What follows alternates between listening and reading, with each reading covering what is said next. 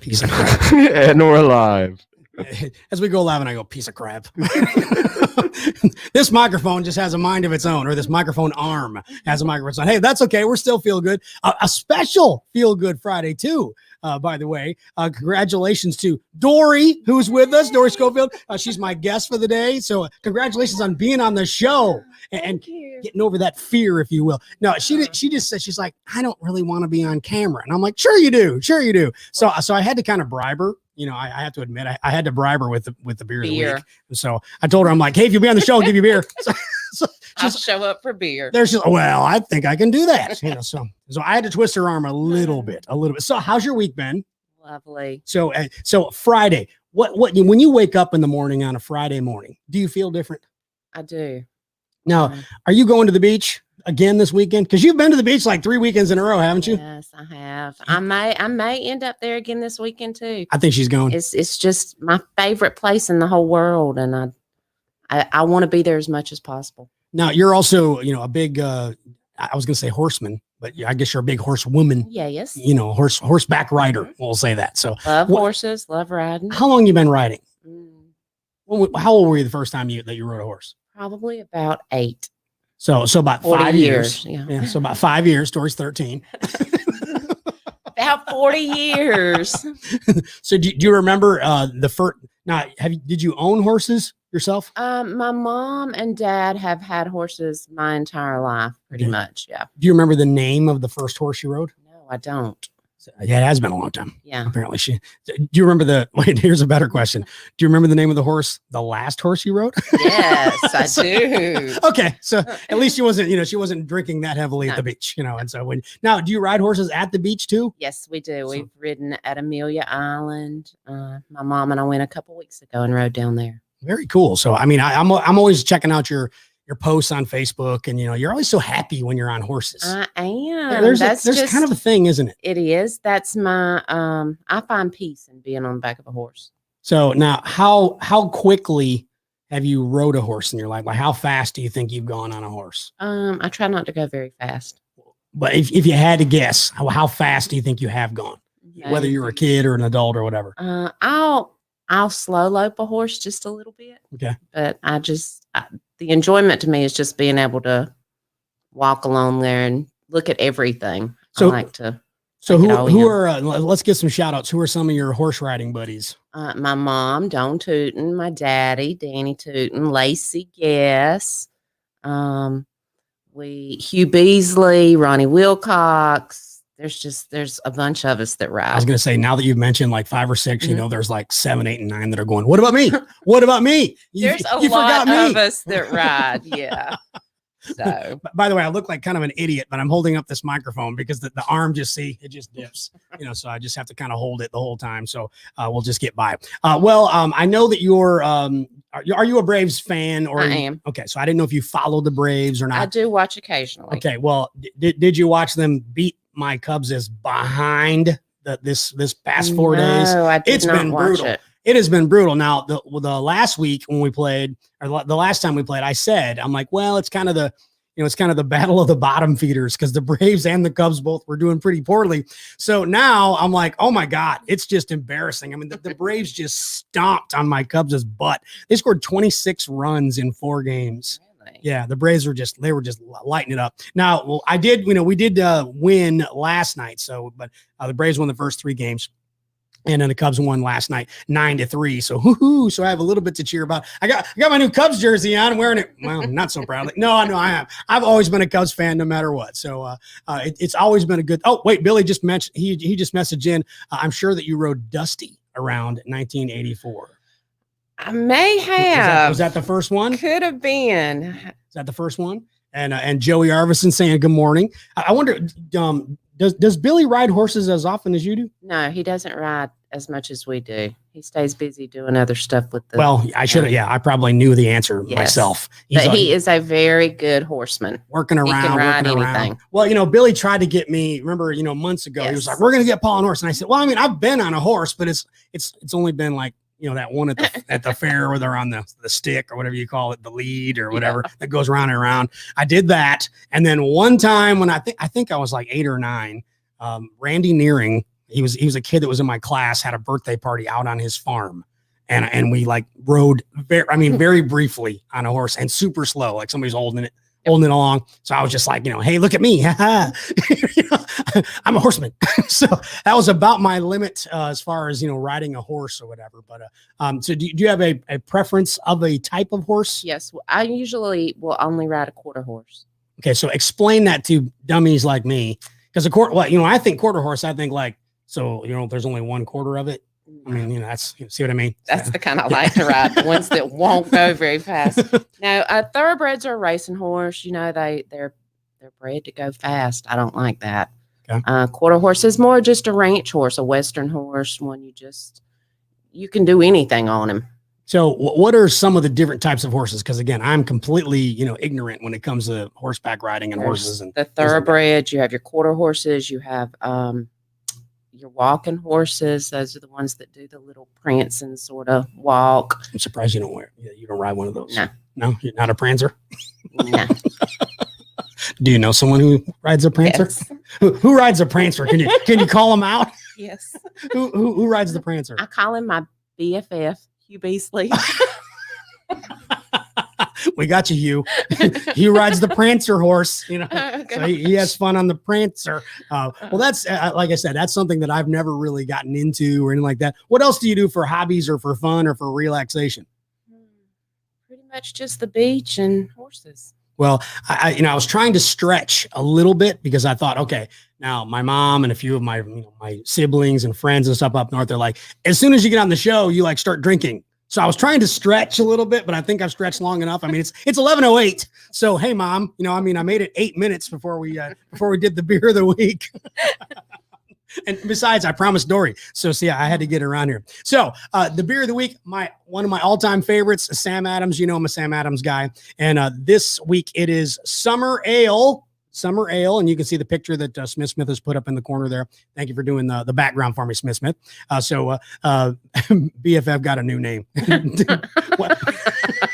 Prancer. He's gonna kill me for that, probably. Hugh's new nickname is Prancer. And see, my mom, so she's proud of me for stretching, for making it to 11:09 before we open the beer. So I gave Dori a beer too. So cheers to you for Summer Ale from Sam Adams. And now, have you ever had this, by the way? Okay. So it's got a kind of a lemony citrus flavoring or whatever. That. It's really good at the beach. Just saying. Yeah. So it's a really good summer beer. Obviously, the name's Summer Ale, so it is a really good one. But actually, it's 5.3 alcohol by volume. So it's a little bit stronger than your average beer, but not, it's not like super, super strong or anything like that. But it's very easy drinking, and it's American wheat. Like I said, it's got lemon zest and something that I had never heard of. Have you ever heard of Grains of Paradise? No. Yeah, see, I had never heard of this either. Smith, you're kind of one of those out there guys. He's probably got some at home. Probably. I mean, that's, have you heard of the Grains of Paradise? I have not heard of this, unfortunately. But by the way, if Smith sounds a little bit muffled, he has the face mask because he's not feeling real well. So we appreciate him wearing the face mask over there in the corner in the background. So we appreciate that. So Grains of Paradise, it's a rare pepper from Africa. Okay, so not like I've ever been to Africa or anything. I'm about whitest man in America, just about. But and it was first used in the 13th century as a brewing spice to give it more crisp and spicy flavors and body. And Jim Cook, who's the owner and operator and brewer, brewer guy, if you will, from Sam Adams, he goes and he started using this and influencing the beer and all this kind of stuff. And they use a lot of weird stuff. I have to admit, they're definitely not your average. This isn't Natty Light. No. I'm just saying. It's just not. Look, I got friends of mine that drink Natural Light, so I'm not bashing them. I had to talk just the other day when I was I went to North Carolina to see my grandkids and babysit a little bit. If you want to call it work. I didn't really work. It was a lot of fun. But I went there and they had a beer store there. So I go in and there was a guy that was, just another customer. And I'm standing there and I'm looking at a bunch of different stuff. And I was making my own 6-pack, where you can buy single beers. So I'm making my own 6-pack. So I've got like 3 of them in the little holder. I'm standing there. So he asked me, he was like, "Hey, have you ever had this one?" And I said, "No." I said, "That's why I'm here. I'm trying a bunch of new ones, ones that I've never had." And he's like, "So let me ask you." And he goes, are you a beer snob?" And I said, "I don't think I am." And he goes, "You're in this store, aren't you?" I mean, he was giving me a hard time, and he goes, "Oh, I'm right there with you." And then he pounds me. You know, he does the fist pound. You know, he's like, "Hey, you know, somebody's got to keep this alive." So I guess I am a beer snob, at least to a certain extent. But I will say that, you know, if I'm at someone's house and, you know, they offer me whatever it is, natural light or whatever, I'm not going to be like, you know, "Oh, I'm above that. I can't drink that." You know, that kind of thing. Never turn down free beer. So, well, and by the way, according to Felipe, one of our fellow coworkers, according to him, Kevin Tinajero, who's yet another one of our coworkers, Kevin Tinajero is a natty light man, apparently. Oh gosh. And my nephew right there, Matt Strasburger, he talks about that, and he said, "Yeah, I've become a beer snob too." He used to tease me a little bit, you know, when he in his younger years, and I did too. I drank regular, you know, what I call regular beer, you know, Bud and Miller and all the domestics, all that kind of stuff when I was younger. But now, yeah, see, now he's become the beer snob, and actually he's kind of a liquor snob too. See, like when I don't even drink liquor that much, but when I do, I really don't care. Yeah. You know, I mean, like if they say what brand, you know, of whatever do you want, I'm like, I don't know, because I don't really drink it. You know, I that will often. Drink tequila occasionally. So, and it has to be 1800. I was just going to ask you that. I'm like, so is there a brand? Or Patron? Yeah, I don't. Or free. Free is always good. I find that free tequila is probably the best tequila. Yes. You know, when it's free. Smith, if we gave you free tequila, would you drink it? In a margarita, not just make a margarita. In a margarita. So he'll drink the free tequila margarita. That's what he orders. In fact, I wonder if you can order that at a restaurant. I like the free tequila margarita. You know, is the no charge one. I'm telling you, they'd run out of those. That's for dang sure. Yeah.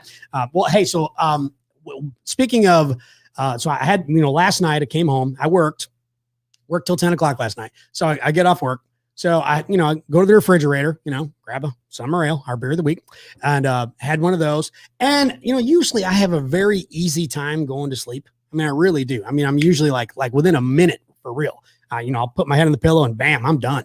And last night, I don't know what it was. I don't know if it was because I drove home yesterday from North Carolina. So I thought I would be really tired, you know? So, you know, I go to bed and thinking, all right, I'm going to go to bed. So lay my head down. It's, you know, maybe 15 minutes, which I know is like no time for a lot of people, but that's a really long time for me. Mm-hmm. So I turn TV on, you know, I'm like, all right, let's see if the TV will put me to sleep. So I turn on Netflix instead of like regular television. So I turn on the TV and I'm flipping through and, you know, looking whatever it is, you know, and it brought me to my question of the day because I watched last night, The Pursuit of Happiness with Will Smith. Have you ever seen the movie? Yes, love it. It's a powerful movie. Yes. I love that movie. I've seen it, I don't know, 10 times, you know, and so I watched the whole thing, and it's like a 2-hour long movie. So it was fairly late, you know, but good news was I didn't have to get up early. I just had to get up early at 11 o'clock to drink beer with Dori. So it's a pretty good gig if you can get it. But my question is for our viewers is what's a movie that you've seen a bunch of times, but you'll still watch? You'll just watch it again and again and again. So is there something that comes to mind, one of the movies that you do that you watch, Dori, that you know that you just continue to watch, always enjoy it? I love the movie Bridges of Madison County. I'll watch it anytime I can catch it. The Notebook. I really wish we had sound effects, Smith, because I would just turn on the siren. You know, like, woo, woo, chick flick, woo, woo, woo, you know. Just alert, it's a chick flick. It really is. But I do. I watch anything. I love like those sniper army movies. Okay. All right. So she's not completely. Netflix, yeah. So you're not just completely mush. No. You know. And like my favorite, it's not a movie, but it's a program that I watched on Netflix, Dr. G Medical Examiner. Mm-hmm. Love it. Watched every single. So what's the premise of Dr. G? She just goes, she's actually in Orlando, and she goes in and she does all the autopsies that come in. So like they show. Well, no, you don't get to see the actual pictures, but you're there with her while she's doing it. They just have it all blurred out. So, but you can hear it. Yes, you can. You know, yeah, that's not a show for me. Here I am making fun of you, you know, for chick flicks, but I'm like, nah, I'm not really gonna watch that kind of stuff. Hey, my buddy Glenn Paul Roberts, I went to high school with him. He talked about Fast Times at Ridge Mountain High. That really is. I mean, that's a classic movie. Clint Bozeman, Buddy Clint, Days of Thunder. That's a good one. I watched that one several times. Felipe jumped in with the comments. Paul the Cubs did not do What'd you do? Oh, he moved it. Okay. We had another one come in. So it hot. moved up. I was reading it and then it jumped up. I did not do too hot against the Braves this week. You're a little late on that, Felipe. I already, just fell on the sword. I already mentioned it. Yes, it was bad. It was really bad for my Cubs, but it is early in the season, but damn, it was bad. It'll drive a man to drink. Mm-hmm. I mean, that's what it did. I woke up and just, I'm like, I got to have a beer today. It's Feel Good Friday. So, I got to, ease the pain, if you will. My nephew is going back to the movies, movies you can watch over and over and over. My nephew, Matt, Rounders. Have you ever seen the movie Rounders? I don't know that I have. That's a good flick. I haven't seen it. I've probably seen it 3 or 4 times. I haven't seen it, a bunch. I don't consider 3 or 4 a bunch. Yeah. That's just me. Same with Rudy. Oh, now Rudy, that's a great movie. I have seen that a bunch. And if you don't, tear up when he gets carried off the field at the end of Rudy, you're heartless. Yep. Smith, have you seen Rudy?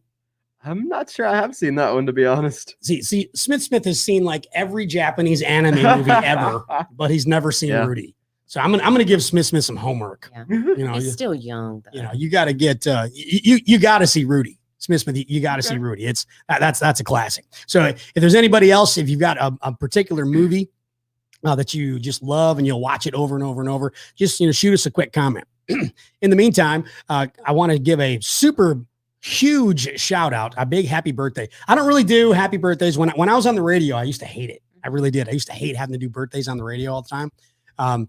But I have to give a huge shout out. Happy 80th birthday to my grade school basketball coach, Mr. Mason. Wow. John Mason, turning 80 today. He was such a cool guy. I mean, and he still coaches. And I mean, he's coached for 50 plus, some years. But when I was, I think I was in 5th grade, I think it was the first year that he was our coach. But when in 7th grade, our team was undefeated. Awesome. So I'm just saying, and I tied for MVP. Oh, what was the in MVP? In 7th grade, before everybody else grew. I mean, when I was still, I was still really short, but so was everybody else. And then all of a sudden it was like in 8th grade, then everybody else grew like 6 inches to a foot. And I grew like, 6 centimeters. So I was very, very small. And, just like my basketball career kind of just, fizzled, after that. But 7th grade, man, I was up there. In fact, fun story. I was so short when I was a kid that my neighbor who lived behind us, Mike Chapman, big shout out to Mike. Mike was a year older than me, but he was also like a foot taller than me when we were young. And so he had, which was kind of a big deal back then. His parents had a concrete driveway, which a lot of people didn't, And so he had a concrete driveway. They purposely, put a basketball hoop up. They had a bunch of kids. And their dad was just, he was real big on teaching, the boys and the girls. They're all great athletes too. So playing basketball. So I was fortunate enough, to have the neighbor, to have the concrete driveway. So I could go over and I'd shoot baskets whenever I wanted to, so like that. So me and Mike and I, sorry, English teachers, Mike and I, we would play one-on-one all the time. Well, Mike's like, he's like a foot taller than me. So the only way that I could get the ball over Mike was I had to do hook shots. So I had to like kind of run off, and I was left-handed. So I had to kind of run off to the left and then, just kind of sling it, to get it over his extended hand. And I actually got pretty good at it because that was the only shot I could do, to get the ball over him. So I got pretty good at it. And so actually in 7th grade, I don't remember which team it was, but we had a fast break and one of our players threw the ball ahead. So I'm running down to get the ball, and it was supposed to be a layup, just a quick, easy layup, but they threw it really far. And so I caught up to it right underneath the basket, like underneath it, behind the basket really. And so I dribbled the ball out into the corner because then another guy, one of the defenders got back on time. And he's a pretty big guy. So I just, out of kind of habit, kind of flipped it, did a hook shot, swish. And it was like, yes. So I did that in a game. So it was for real. So all that practice with Mike Chapman, it all paid off. So thanks, Mike, for giving me that memory. But again, happy 80th birthday to Coach John Mason. Happy birthday. Just a really cool dude. And he's affected so many different people. That's awesome. I mean, and did you ever have like a special teacher or a special coach, that really like, made a lasting impact on you? I think it was in college. Miss Wilma Lott. She's actually my neighbor too. She was my math teacher, algebra teacher, actually, in college. And I learned more from her in that class than I did through all of school. Wow. By the way, Dori had to just throw in that she was a college student and all. You know, she had to. Me, I did like one semester of college, and that was about it. Yeah, I did the college thing. didn't make it very far. Well, my sister Maggie, she's a teacher. My sister Barb, she has her teaching license. So I mean, there's a lot of impacts. When we had the Coffee Trojans baseball coach on, what's it been, about a month or so ago, we had him on. I talked about that. Coaches and teachers, they do so much more than just, coach and teach. I mean, they become, guidance counselors and, and parents sometimes, that parental type role, things like that. They really do. They make a big impact on people. Smith, did you have a teacher or a coach that made kind of a big impact on you? I'm so bad with names, which I hate when I get this question. I did also have. That would mean no. If you can't remember their name, they didn't leave an impact. I do remember Drexler from college. He was the teacher who was teaching us things like 3D design and texturing, animation. He was a hilarious guy. He was also a bit of a prick at times, but that's all part of it's all part of the charm, right? He made the impact on Smith. Was a bit of a prick. Yeah, he was a cool guy. He taught us a lot. No doubt about it. Just when I thought Smith was the nice guy.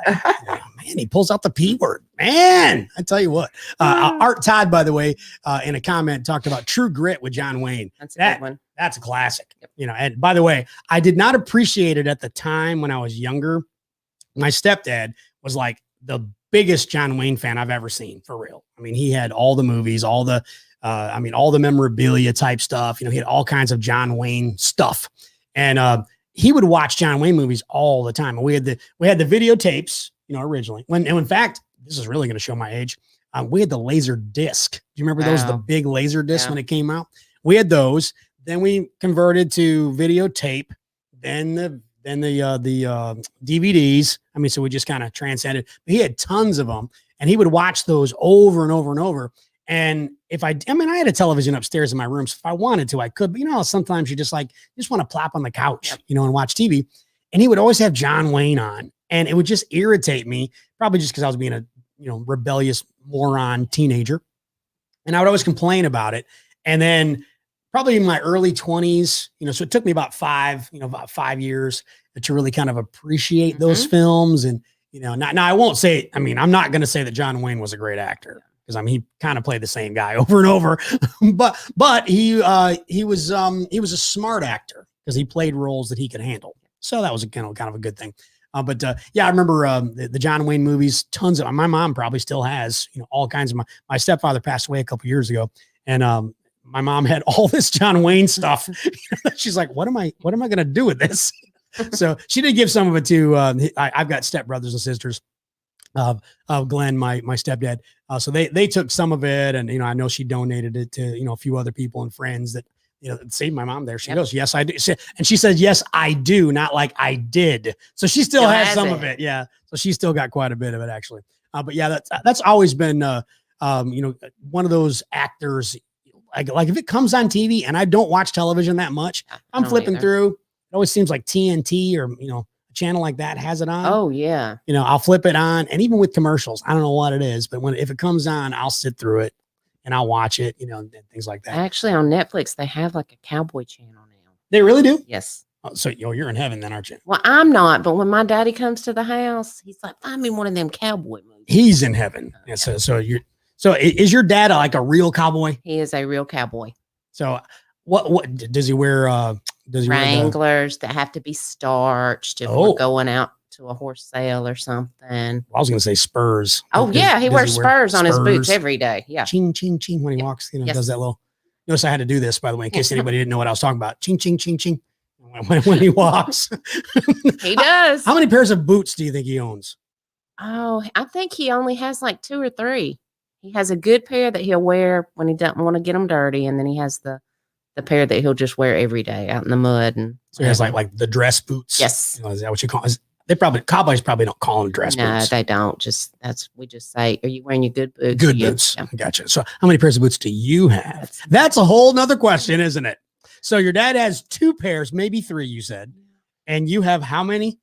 If you had to take a guess, estimate. 9 pairs of boots.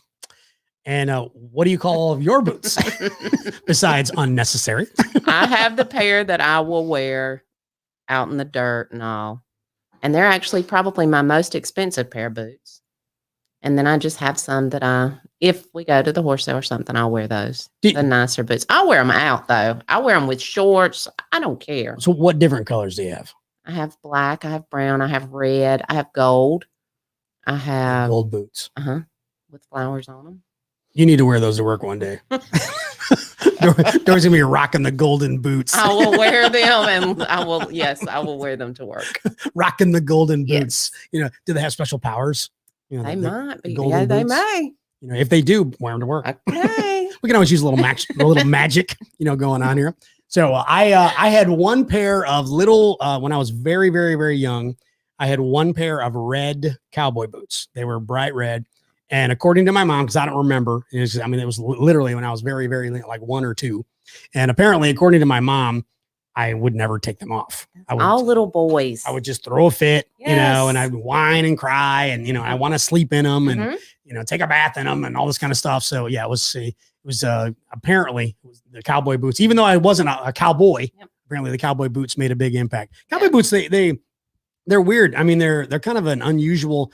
Most people, they either love them or they hate them. There's really not an in between. Most people aren't like medium on those. Smith, do you ever do you ever own a pair of boots? Not cowboy boots, I don't believe. No. So, well, what kind of boots did you own? Usually combat boots. I thought he was going to say Uggs. I really did. No. I thought he was going to say Uggs. Combat boots. Do you still have combat boots? If I can find them. Do you wear those when you're playing Mortal Kombat? No. I have tried drumming in them before just to find out, but it's pretty difficult. How'd that work out? They're very heavy, so kind of slow.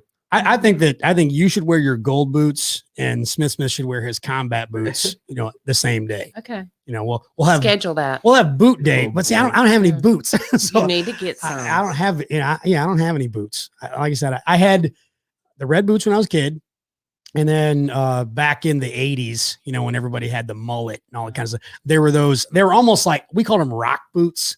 They were like those ones, they were, like the rockers, that the rock bands wore, those kind of boots. So I had 1 pair of black, and they had, I don't know, metal crap on them everywhere and all that kind of stuff. They were kind of just whatever. But I never got it. I don't know. I just never got it. They were too hot for me. Boots are too hot. My feet sweat too much. In a boot. They just...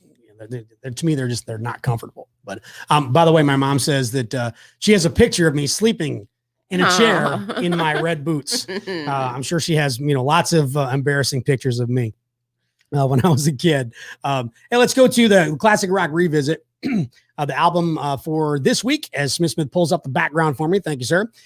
Eric Clapton from 1985, Behind the Sun. This was an album that it was kind of his first collaboration with Phil Collins, the artist Phil Collins, who's, probably best known for his In the Air Tonight song. And he's had a bunch of other songs too, but he actually produced the album.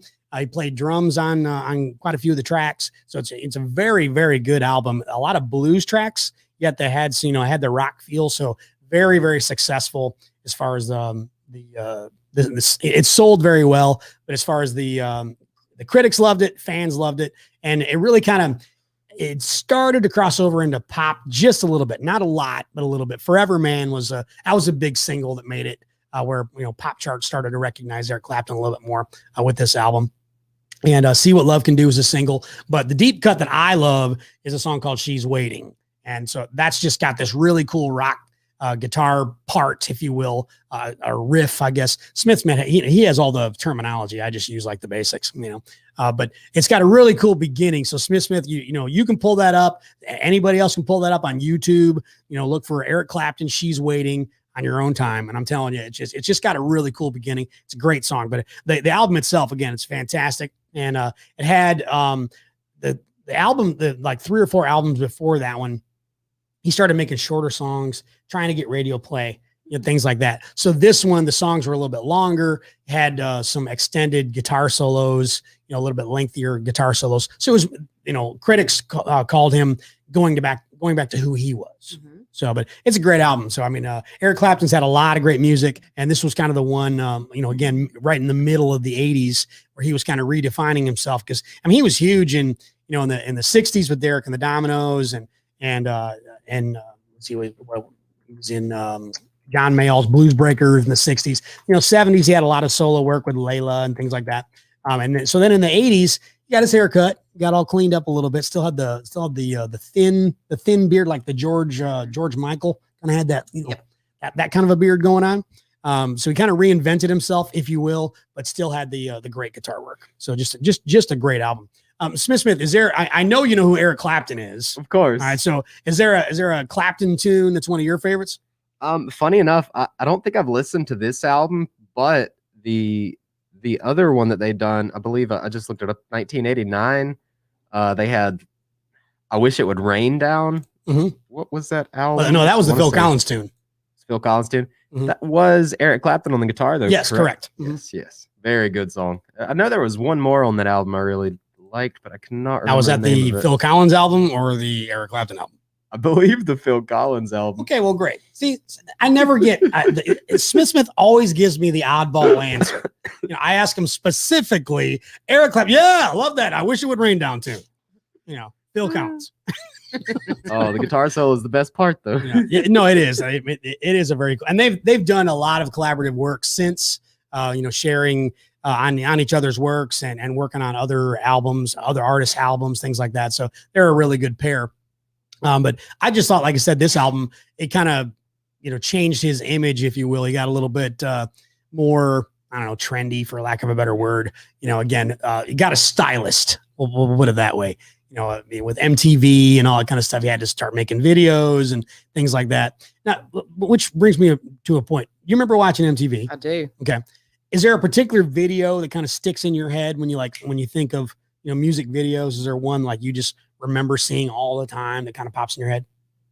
I want to think that it was probably a Michael Jackson. Yeah, he had a lot. I remember that, and I remember Prince on there. Prince's Little Red Corvette played a lot on MTV. Yeah. I mean, he had some other tunes, obviously that made it, but Little Red Corvette played a ton, on MTV. Those. Michael Jackson, of course, he had a string of them as well. Thriller. I mean, that was probably the most famous. Mm-hmm. I mean, he was the one that his Thriller video was like a mini movie. Oh yeah. I mean, was it like 12 minutes or something like that? It was a big deal. I remember my mom had the laser disc. Use that word again. She had the laser disc of the making of Michael Jackson's Thriller.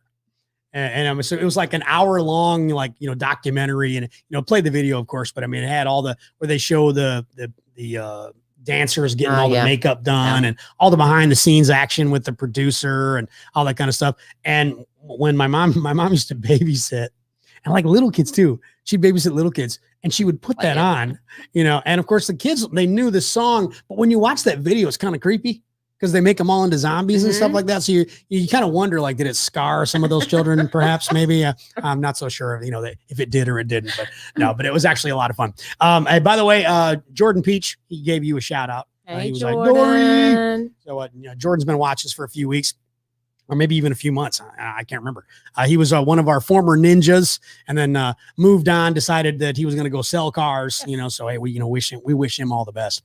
Well, any last minute things you want to add in, Smith? Because there's always that, way off in no man's land, that oddball. We need to create a segment called Smith's oddball segment or something like that.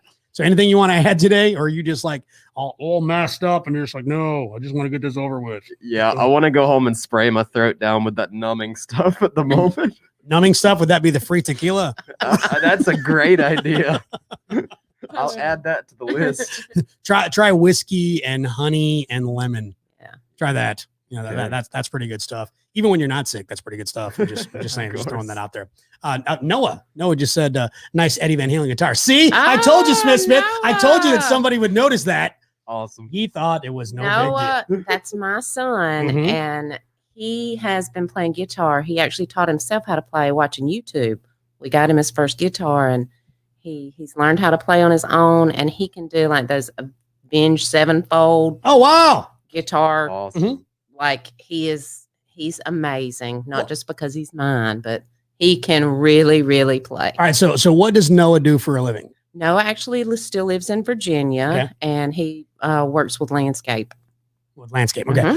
Noah, I know that Fridays are probably busy, for landscapers. We're going to get him on the show. Oh, Noah would love that. No, you got to agree. You got to play guitar for us. We'll do it, remotely. We'll do it satellite. So we'll send you a link. And I we'll actually have some videos that I saved that he Are those ones that know. he wants people to see? We don't care. He knows once it's on my phone, it's free. I can do it with what I want.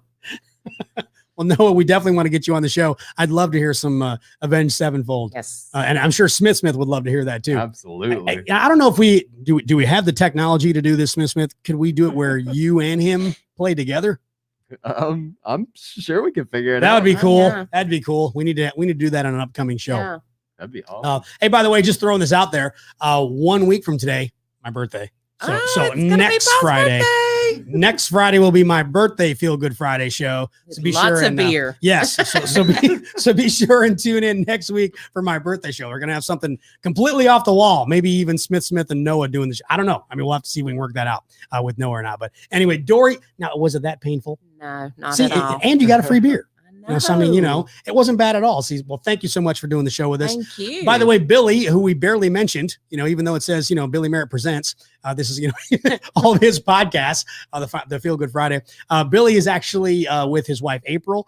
They're watching Coffee High Baseball. The guys are moving on in the playoffs, doing pretty well so far. So we wish the Coffee High Trojan baseball team all the luck in the world to keep on going, boys, and keep those runs coming in. And now Trevor, who's your nephew now, he's actually done pretty well in these last couple games. Trevor's awesome. I mean, so he's holding his own. Yep. So hopefully the rest of the team can continue. And again, we wish them all the success. And don't forget, as always, if you're going to be drinking this weekend, make sure that you're not driving. Be safe out there. Have a great weekend. We'll see you next Friday for my big birthday Feel Good Friday show.